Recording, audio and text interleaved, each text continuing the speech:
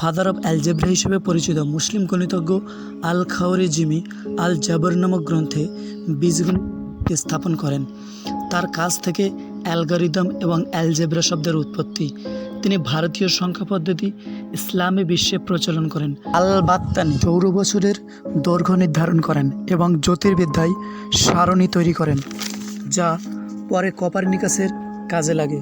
ইবনে সিনা তার লেখা Canon of medicine গ্রন্থটি চিকিৎসা বিজ্ঞানের একটি বিশ্বকোষ, যা 17শো শতাব্দী পর্যন্ত ইউরোপের বিশ্ববিদ্যালয়গুলিতে পড়ানো হতো। ইবনে আল নাফিস তিনি প্রথম ফুসফুসীয় রক্ত সঞ্চালন বর্ণনা করেন।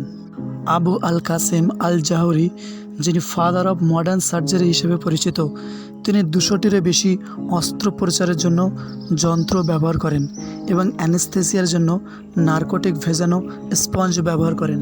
আল ইদ্রিস, যিনি সিসিলির রাজা রজারের জন্য বিশ্বের একটি নির্ভুল মানচিত্র তৈরি করেন, যা ট্যাবুলা রজেরিয়ানা নামে পরিচিত।